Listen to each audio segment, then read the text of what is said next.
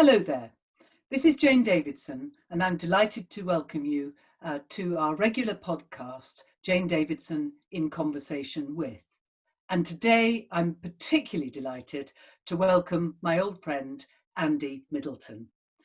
Andy occupies a special position in Wales, as he has a varied background and he brings many of the skills acquired in that background to his skills as a business entrepreneur. He's been an adventurer, an eco-entrepreneur. He's worked as a gold miner, lifeboat crew, adventure guide, organisational development consultant and business director. Inspired by environmental justice and a passion for change, he founded TYF in 1986 and has started other eco-businesses since then. Andy brings practical solutions to complex issues and is currently working with others to develop country-scale change projects as part of a long-term vision for government, businesses and NGOs, but it must be delivered now. Andy, a very warm welcome to you. Absolute pleasure to be with you, and I love that focus on doing things now because, as we both know, so much of the work that we've been both involved in for so many years is about urgency and helping people understand appropriate change and the timescale in which that needs to happen. Yeah, and it's such a challenge, isn't it? But I wondered if we could, sort of reflecting on all of your life, as it were, what do you do? What do you do, Andy Middleton, and why do you do it? What do I do? As you know, it's a lovely question to be asked. And so what I do now mostly is I spend my time connecting people who have the powers of change in their organizations or the systems that they're working with. And can I connect people across systems so that the people who know how to work their own pieces can find others and work out how to make whole systems change. So I spend most of my time introducing people who otherwise haven't got to know each other and help them build their ambition, build clarity about what shared goals look like, and then step out of the way and let them do that. So most of what I do is I'm a date maker, I'm an introducer, and I help people sharpen their ambition towards sustainability goals. So in the context of Wales, where of course we uniquely have the Wellbeing of Future Generations Act, I think there's a real challenge, isn't there, out there at the moment? I mean, the core DNA of an entrepreneur, and you've demonstrated very much in your working life that you're an entrepreneur, is often seen by the world as to make money. How much does that drive you, as opposed to the agenda around sustainability and tackling issues around climate? I think it's a really interesting perception, that, isn't it? Because I think almost none of the people who hold, so let me just think about that question. So I think the people who hold that view about entrepreneurs have never been entrepreneurs. Because the people that I know who are entrepreneurs don't do it for the money, they do it for the freedom that being your own boss creates at one level. People like even if we're doing a job where we're self-employed, doing anything, whether that's a hairdresser or farming, people like the independence that being an independent entrepreneur brings. But for most of the people that I know as entrepreneurs don't do it for the money, they do it because they want control over their decision making. And the people that I hang out with do it because they believe it's the way they can make the biggest difference fastest. Nobody I know as an entrepreneur is motivated primarily by money. I mean, nobody. I mean, that's really interesting about the difference in perception from people outside the business community and people within this entrepreneurial spirit, because from what you're saying, it feels to me much more like an entrepreneurial spirit and passion rather than, in a sense, a business model. Yeah, I mean, to me, it'd be just as ludicrous to suggest that most entrepreneurs are in it for the money, for the same reason that say that politicians or civic leaders are in it because they get paid a good salary, which is all relative. But they're in it because they may get paid reasonably well for what they do, but they make a difference first. And if they happen to make money doing it, it's because they're good at making a difference, not because they're good at fleecing people. And that's not to say, of course, there aren't thousands of entrepreneurs out there who are interested in making money, but there are 200,000 businesses in Wales. And if you did a snap survey today and said what primarily motivates you, making money wouldn't be the top for many of them. I think that's really interesting, particularly in the context of what you describe your work now, but what you're underpinned by is a business that's now been in place for 30 years. Yeah, and I'm not, there are definitely times when I started in business, signing a good deal as a business, is a great buzz, but perhaps no more than landing a good piece of policy that you might have been part of as a minister. I think that's more about getting the buzz of an achievement, of achieving something that you've been working hard on. And I think in business, making money is one of the ways that success gets recognized, because if you're good at what you do, your clients like what you do and they buy more of your product. So to measure success, but not the reason that people do things. And of course, financial freedom as an entrepreneur is what buys you time to spend your life doing other things other than making money. And I've always said to people that the difference between being a business and having a job, whether you're self-employed or not, but if you have a business, it means you can make money when you sleep.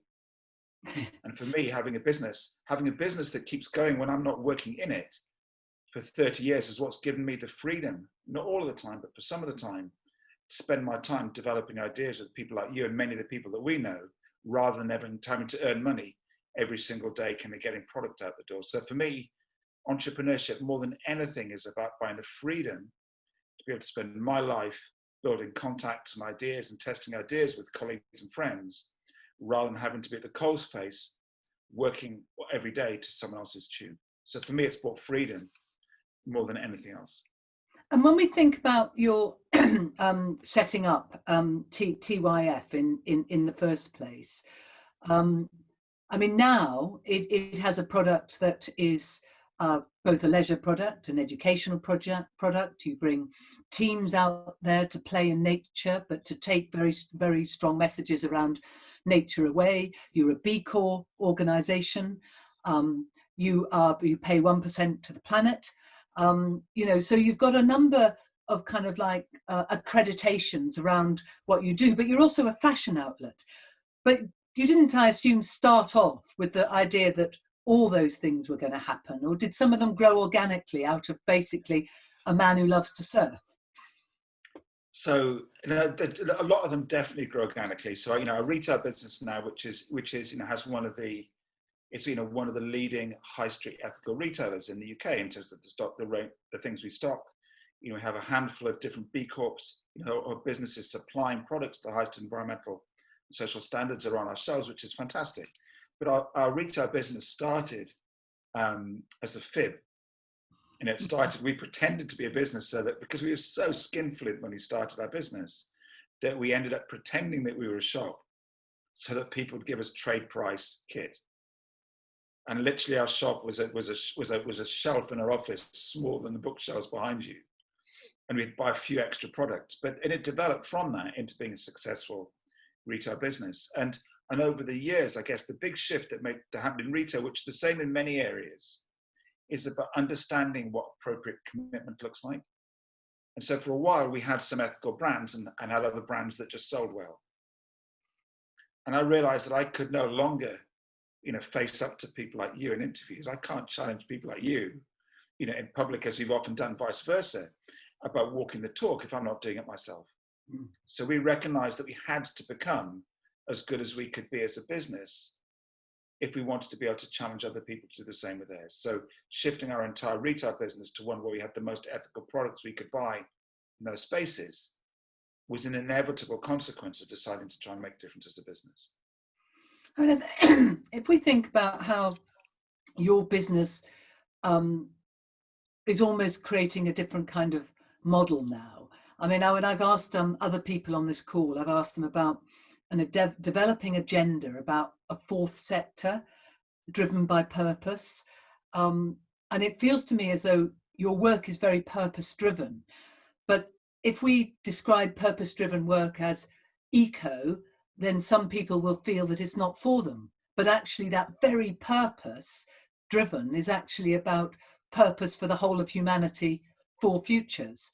How do you think that we should encourage businesses to embrace that idea of businesses for purpose, leadership for purpose? So I guess one of the things that's been really interesting for me over the years is having come from that kind of background in kind of, crazy adventures in some ways in my kind of 20s, but also working as, doing the things that you mentioned earlier about lifeboat crew, working in the gold mine and stuff. I got pretty good at understanding risk. And I realized quite early on that government doesn't understand risk, and most businesses don't understand risk, and most people don't live their lives as though they took the things happening in the world around us as risk. And if we plotted, as you know, the kind of challenges around biodiversity and climate in terms of probability and consequence, in terms of risk on a kind of traditional 5x5 risk matrix, they'd be flashing bright red in the top right-hand corner. It's a high probability and high consequence. Yet most businesses in Wales today, most businesses in the UK, and no country in the world is acting as though those risks are real. So at a UK level, as you know, you have a government that's committed a business plan, in effect, to a 3.5 degree rise in temperature, because that's what the markets will deliver if they act on all of their promises right now. So for me, the conversation about purpose needs to kind of get beyond, wouldn't it be nice if we did a bit more CSR, or wouldn't it be nice if we did this?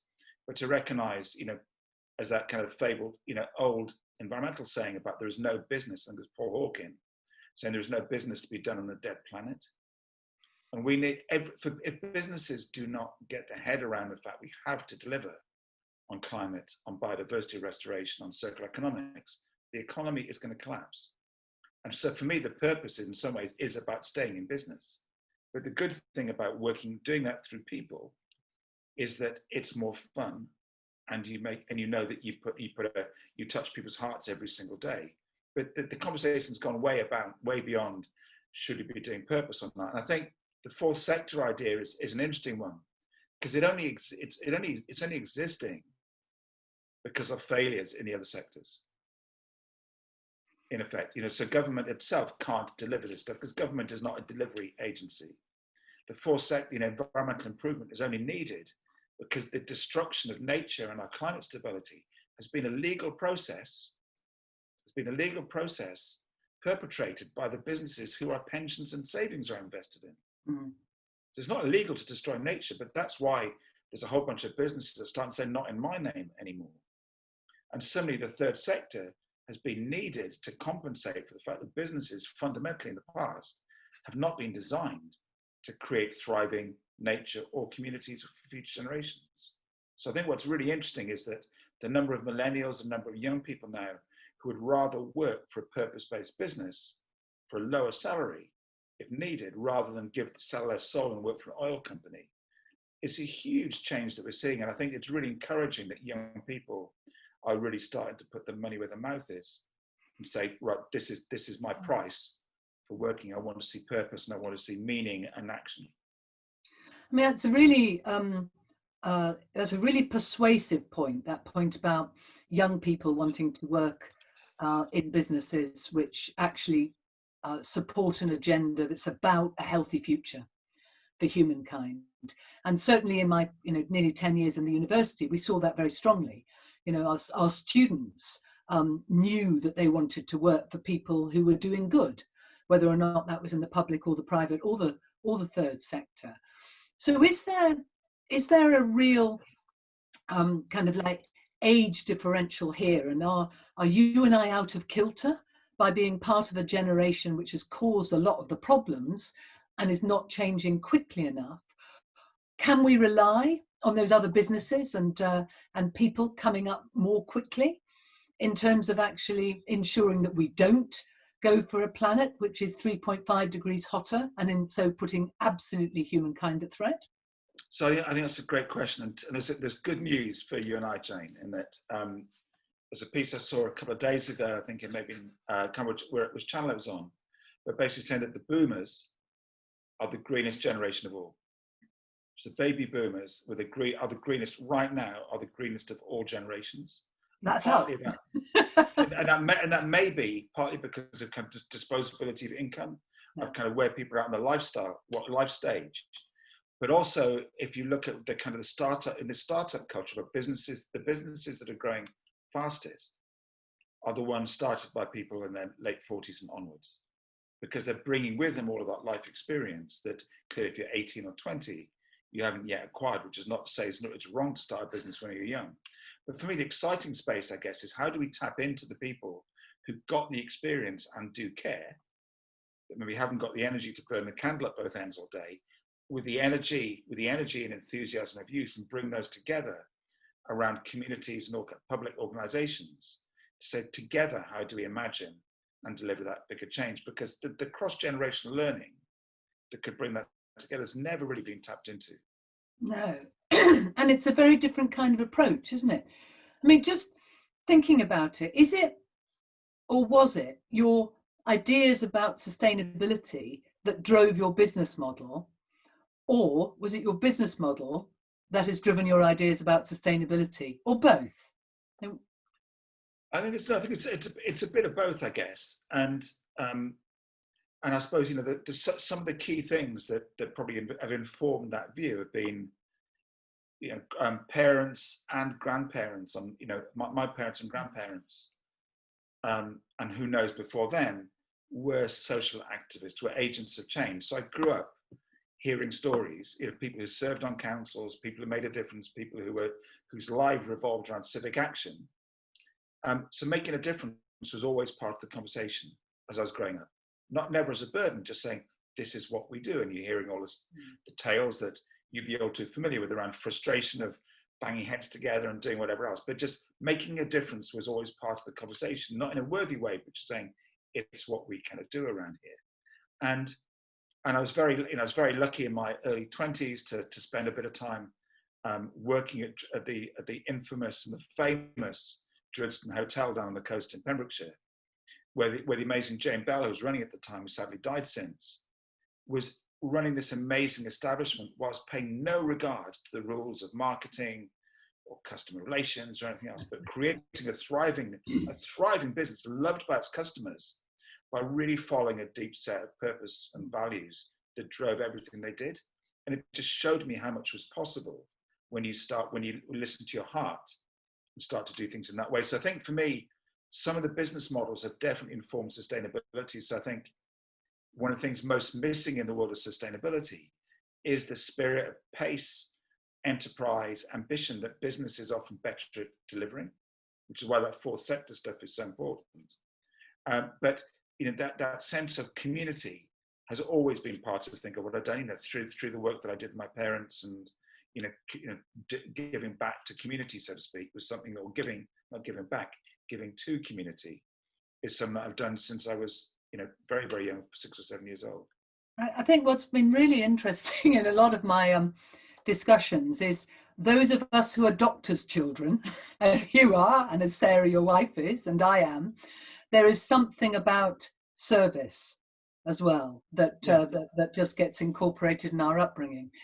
But just building on that idea of the values framework, Wales uniquely has a values framework that tells us both to redefine prosperity as low carbon and innovative, to create decent jobs, to enhance biodiversity, i.e. enhance nature, to tackle climate change, to behave globally in a way that we would want to see happen in Wales. So whatever we do, environmentally, socially, economically, culturally, in Wales, we should do globally as well, to look after communities, to respect culture and language, to foster equality, to improve health by looking upstream at health issues.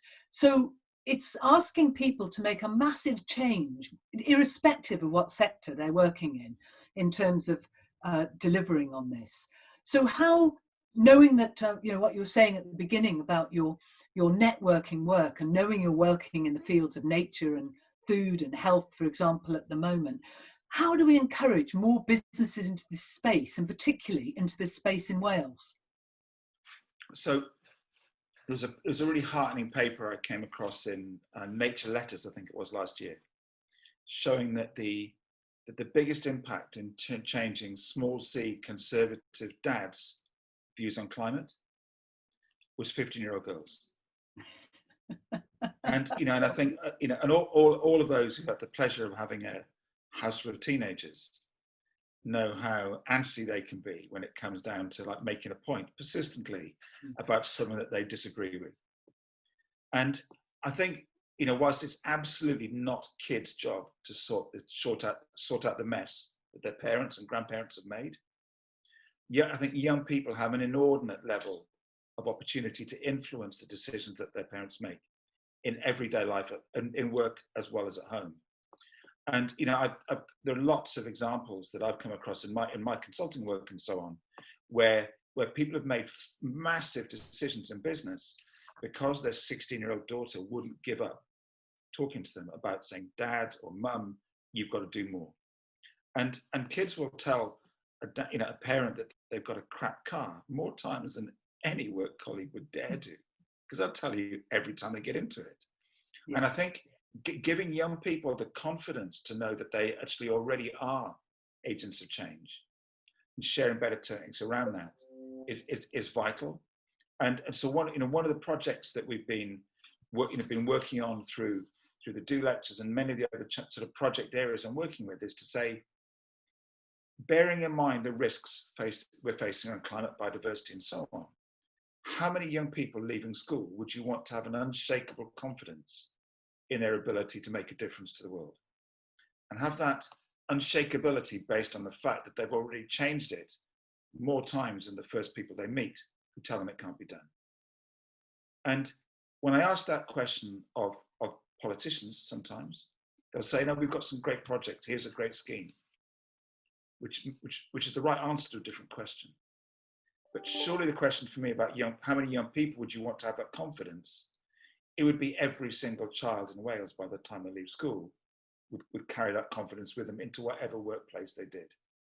And if that confidence is shaped by solving real world challenges set by health boards, by social services, by public bodies, by Welsh Water, by businesses, they'll have such a well deployed, sharp set of tools to use wherever they end up working, that I think we could change the way of work in Wales within 10 or 15 years, which is the speed at which, as you know, we need to do it to address our biodiversity and climate challenges. So for me, embedding a different mindset about the purpose and value of work and how to do it in a low carbon regenerative way into every single person in school is an opportunity we've got in Wales because of the Wellbeing Future Generations Act and the new curriculum, and we shouldn't hesitate in rolling that out as widely as possible with whatever support teachers need, to make that happen in schools. But it's really doable.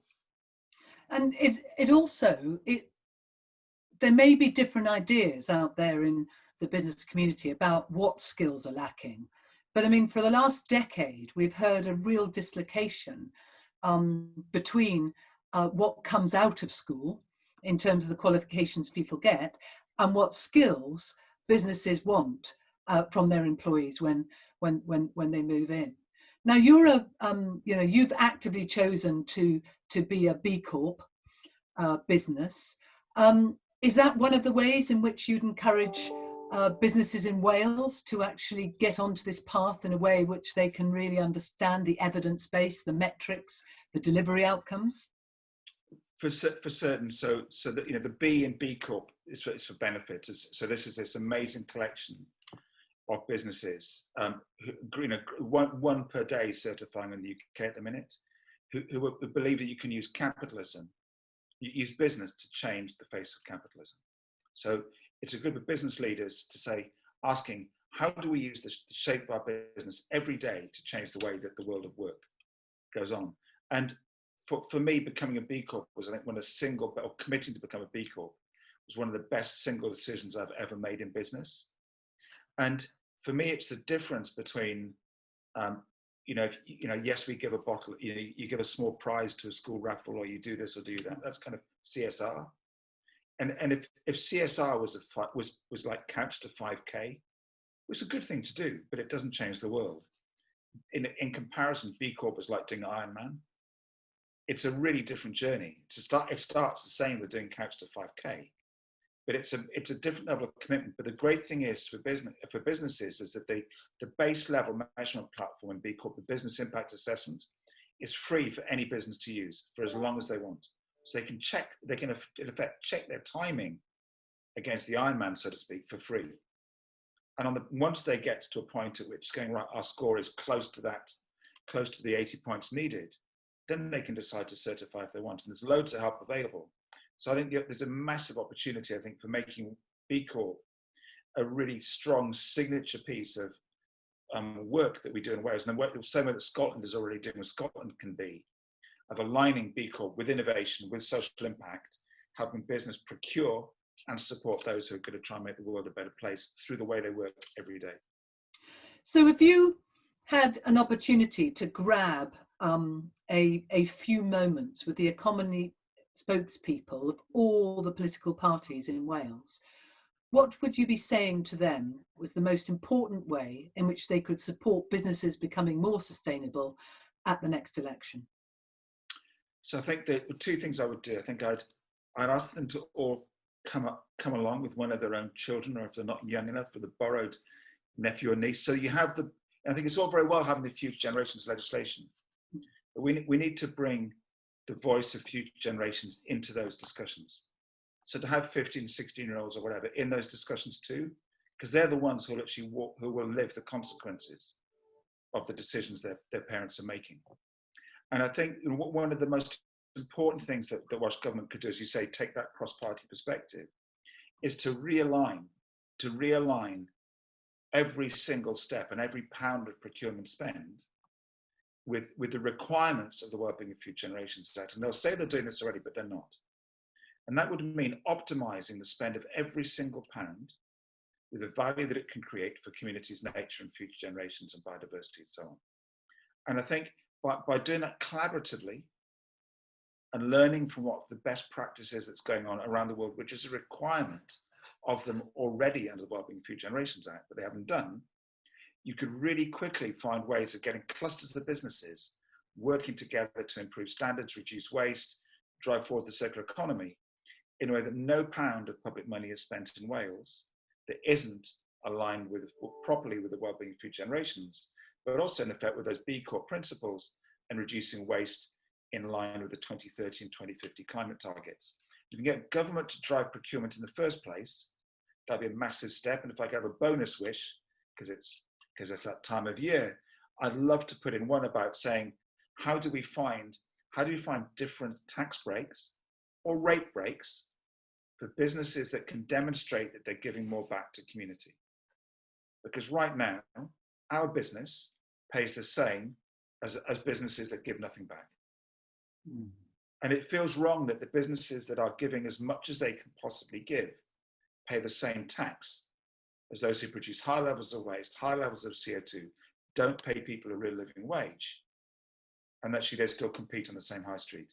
So I'd love to see a levelling out of tax benefit that means that, which is about this fourth sector space, where you do get respected for what you give to community in comparison to those who are still on the take. Well, Andy Middleton, that's a major challenge to all the political parties in Wales, a Christmas gift for them to consider as they also consider how they're going to take Wales forward in their New Year deliberations for the next Welsh general election. Andy Middleton, entrepreneur, business strategist, BCorp leader, family man, surfer, thank you very much. Thank you very much, Jane. It's been a pleasure.